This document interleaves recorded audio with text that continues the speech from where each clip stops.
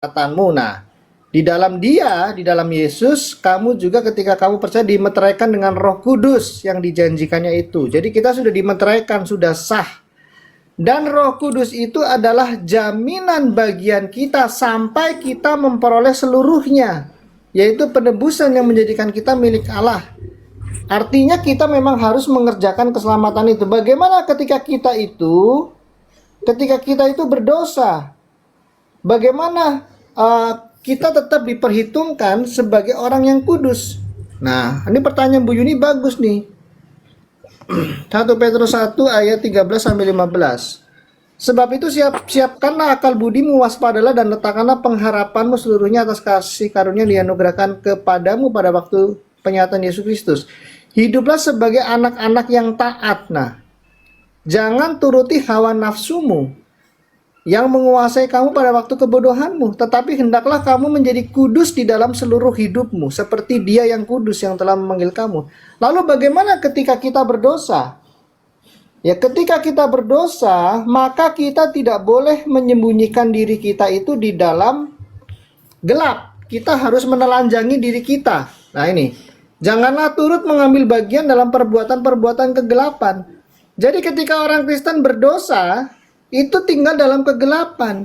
Tetapi, nah ini Bu ada tetapinya, sebaiknya telanjangilah perbuatan-perbuatan itu. Sebab menyebutkan pun apa yang dibuat oleh mereka di tempat yang tersembunyi telah memalukan. Tetapi nah ini, segala sesuatu yang sudah ditelanjangi oleh terang itu menjadi nampak. Artinya kami orang Kristen itu harus mampu menelanjangi diri kami, tidak menyembunyikan sesuatu. Maka dengan cara apa? Di 1 Yohanes 1 dengan cara mengaku dosa. Nih Bu jawabannya. 1 Yohanes 1 ayat 6. Bagaimana orang Kristen itu diperhitungkan kudus? Jika kita katakan bahwa kita beroleh persekutuan dengan Dia, namun kita hidup dalam kegelapan, kita berdusta. Nah, orang Kristen nggak boleh hidup dalam gelap. Tetapi jika kita hidup di dalam terang sama seperti Dia ada di dalam terang, maka kita beroleh persekutuan seorang dengan yang lain dan darah Yesus anaknya itu menyucikan kita. Ya. Nah, ini ayat 9, Bu. Bagaimana kita ini dianggap kudus? Dengan apa? Jika Justin mengaku dosa, maka Yesus adalah setia dan adil sehingga Ia mengampuni segala dosa kita. Artinya orang Kristen ketika berdosa itu hidup dalam kegelapan. Bagaimana supaya tidak hidup dalam kegelapan? Ya, misalnya check in di hotel dengan wanita idaman lain. Ya, ketika Roh Kudus berkata Justin, batalkan check in itu, ya harus dibatalkan. Kalau bagaimana sudah terlanjur karena bergairahnya. Ya, maka kita harus buru-buru mengaku dosa di hadapan Tuhan. Dan ingat, kelakuan Justin akan berdampak dalam hidupnya. Selama hidupnya dia akan dituding di dalam dirinya, dia menjadi suami yang tidak baik, suami yang tidak setia, kehilangan damai sejahtera. Tetapi bukan berarti ketika Justin sudah mengaku, Justin itu tinggal dalam kegelapan. Silakan. Nah, dari ayat-ayat Bible kau tuh tadi tuh kau bilang jangan dan jangan. Jangan. Iya, gua iyain. Pertanyaan gua adalah ketika sudah. Oke. Kau katakan tadi tuh sudah, kau katakan suruh mengaku dan tiba-tiba jadi setia. Gue tanya itu kalau yang sudah check in Justin. Pertanyaan gue yang sudah. Lu tadi cerita bahwa itu jangan. Oke, gue iyain. Kan pertanyaan ketika lu sudah check in, apa? Lu bilang katanya itu mengaku. Lu katakan, oke, gue ada ayatnya sekarang. Gue pakai baca ayat lu. Mas ayat Bible lu mau tendang semua. Nih, Bible lu nih. Bible lu sendiri yang ngomong. Oke. Siapa menyesatkan orang? Barang siapa menyesatkan salah. Oke, gini.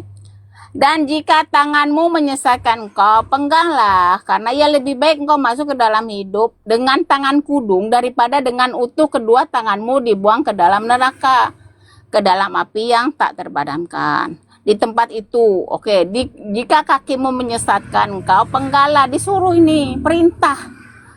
Di tempat itu ulatnya tidak akan padam. Dan jika matamu menyesatkan engkau, cungkilah.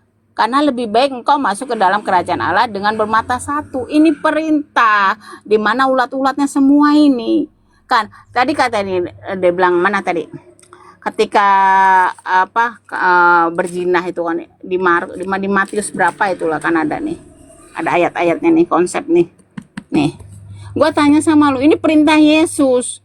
Jadi kemarin lu mencuri, Yesus suruh ngapain? Suruh pengkala tangan lu daripada dengan tangan dengan tubuhmu satu itu masuk ke neraka. Bukan tiba-tiba dikatakan bahwa Yesus itu cuma mengaku dosa doang. Jadi ayat ini bertentangan. Nah kan, lu udah check in, berarti banyak ini. Lu harus cukir mata karena lu sudah berzina. Lu harus pegang tangan lu harus dipenggal. Kenapa? Karena lu udah meraba-raba. Lu harus penggal kaki karena lu udah berangkat ke hotel. Itu loh. Bukan disuruh kayak begitu cuma bertobat. Berarti ayat ini bertentangan ya dengan itu. Lu jangan bilang kami orang Kristen tidak boleh. Iya, tidak boleh itu tidak boleh. Gua ngerti itu pertanyaan gua. Kalau udah terjadi, Justin, lu udah check in, Justin. Lu udah check in nih. Yesus suruh ngapain? Oh, sekarang pertanyaan gua, apakah orang hotel melakukan apa yang dikatakan Yesus? Suruh congkel mata kalau kalian sudah check in.